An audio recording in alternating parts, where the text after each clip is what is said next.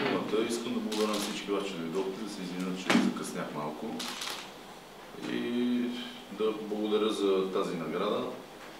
Само за четвърти път, дано да я вземем поне още 10 пъти. Ще се радвам и за мен това е чест.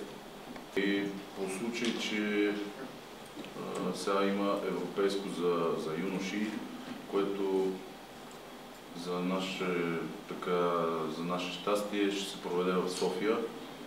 И тук пак искам да похваля Българската федерация по бокс, че все пак го организираха и в София. Изобщо това европейско се случва да е в България, за да може да се развият и моите момчета, да може да има бокс и за бъдеще. И по този случай той мисля, че ще дойде тук да не само заради европейското да наблюдава боксерите от Европа, младите, ами да се види с мене, да види, нали, да види малко България. Той е идвал, нали, на едно европейско, идваше в Пловдив, но сега заради мене и заради европейското тук, което се стои, ще дойде още един път, а и да си почине, така че причините са няколко. И поради тази причина ще дойде тук и междувременно ще разговаряме за матч с организатори, за матч в България, мой матч, за защита на титлите. Така, което не е невъзможно и трудно осъществимо е, но не е невъзможно. Добре, благодаря ти. Заповядайте въпроси. Защо толкова трудно ще се осъществи такъв мач в България и кога най-рано можем да видим на ринга? Може би зала Арена Армеец в момента тръпне в очакване да види хората на... Зала Арена Армеец е много заета в момента. Аз доколкото така съм запознат от организатори, тук боксови организатори, те заета много напред, до декември мисля, че е заета. Но едва ли това е проблема. Мисля, че основният проблем е финансовия, защото тук в България интересът към бокса не е толкова голям, съответно и телевизиите нямат толкова голям интерес. Оттам няма и кой да финансира такова голямо нещо. И се разчита основно на спонсори и на билети, което е недостатъчно. Докато в Германия нещата са точно както трябва и телевизиите плащат огромни пари, милиони, за да излъчват това нещо, както в футболните мачове. И нещата си имат последователност, която върви и всичко е в ред. Омръзна ли ти вече да отговаряш на въпроса колко близо си до мач с Кличко? Поомръзна ми вече, но има и други. Има много боксери, които са на същото ниво на Кличко и които също преди да стигна на Кличко трябва да се справя с някои от тях, така че до матча ми с Кличко има още матчове, които няма да са толкова леки, които ще са много тежки, даже би казал. И да сме живи и здрави, да съм здрав без контузии, да ги побеждавам тия противници, за да може да стигнем до световната титла. Още ли е актуален предстоящ матч с Хелениус, пояса отборник? Ами не знам, това е от Европейската федерация, го дават като най-реален шанс да боксирам с него, но не сме говорили с моят менеджер, като дойде тук, може би това ще се изясни и тогава ще видим кога ще започне да се подготвим, но евентуален мой матч може да се очаква най-рано октомври, мисля. Защото и аз съм човек и аз имам нужда от почивка все пак. Помагаш ли на брата за олимпийските игри или ще го гледаш? Ами те заминаха за Англия, в момента там на лагер, който да се подготвят за игрите. И те там правят спаринги. Сега до Англия няма ходно, защото там си има спаринг партньори вече. Англичани и други отбори са отишли. След което ще се върнат тук в България за малко и заминават с всички отбори национални за игрите. Но ще отида, може би, на самите игри, ще отида да му помагам, да съм с него, да съм му подкрепен. Имаш ли вече, защото трябва официален на акредитация да помогнеш? Ами, говорили сме с Красимир Нински и там той ще задейства нещата. Добре. Има ли други въпроси или друг въпрос? В какво се изразява почивката на един професионален боксер като тебе? Значи, не можеш да спреш да тренираш, но сигурно по-малко тренировки да кажеш. По-малко, по-леки тренировки, по-малко и така по-различни. Не са свързани толкова с бокса. По-скоро може да игра в футбол, може да тичам, може да правя походи. Дори силови, физически упражнения. По-скоро с това са свързани и по-рядко, по един път на ден, през ден.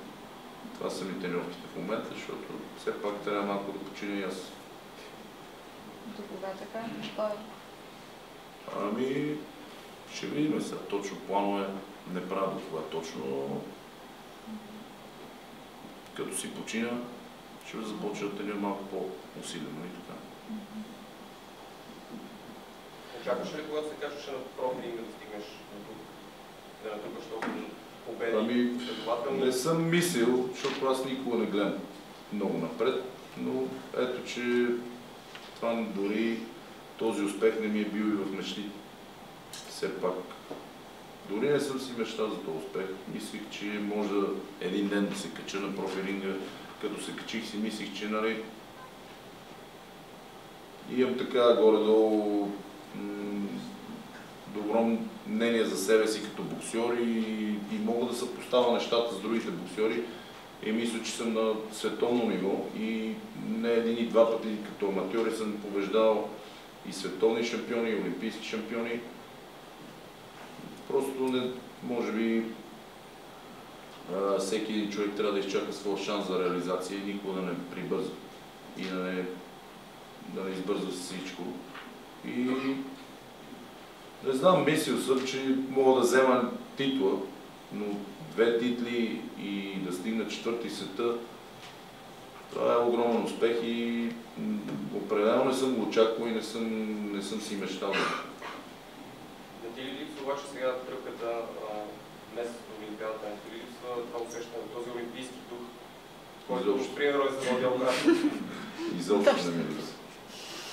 Минал съм го и грам не ми липсва, защото и там до някъде съдите пак ще влияят. България е малка, с малки възможности.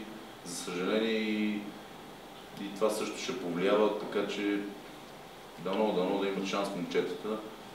И аз не се съмнявам, че с Михаил Таков и Павел Миранчев те са подготвили перфектно и ще бъдат готови за Олимпиадата, обаче дано да имат шанс и късмет в жребия и там съдите да бъдат по-безпристрастни.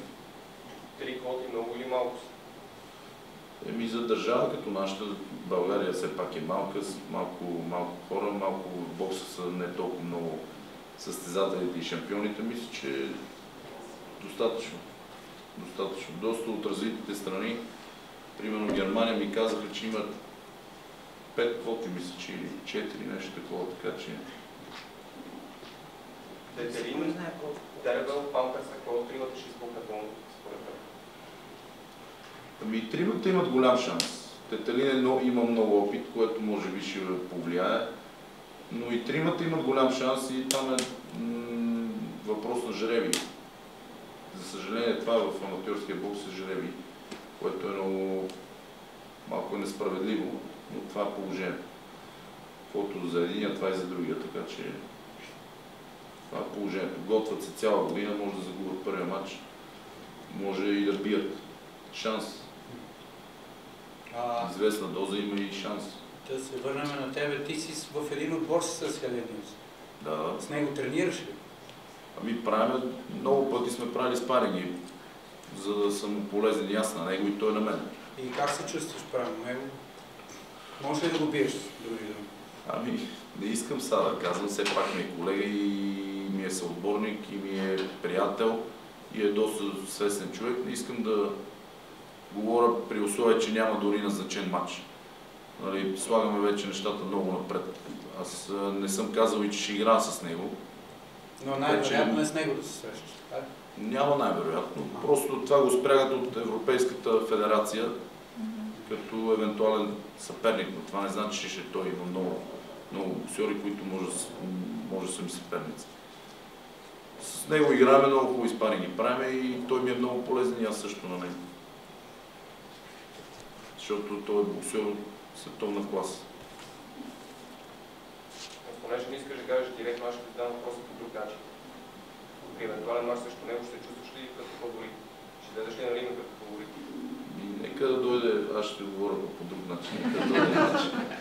Нека да назначат матч, тогава ще говоря на този въпрос. Мисля, че прибързано, много е прибързано да говорим. Има ли сметка изобщо са отборници да се срещат в профили? По принцип има сметка, да. Помислите малко, има сметка. Определено за менеджера той не губи нищо. В случая само печели. Защото... Но това са... После мога да седне да ти обясна, но има сметка определено. Ако има, както моят менеджер има доста състезатели и иска да излучи най-добрия, определено има сметка. Но ако нямаш състезатели, е безмислено да си сбиваш един с друг, при условие, че един ще отиде нагоре, другия ще се върне доста назад. Точно се това. Но така се определя и качеството, като има конкуренция.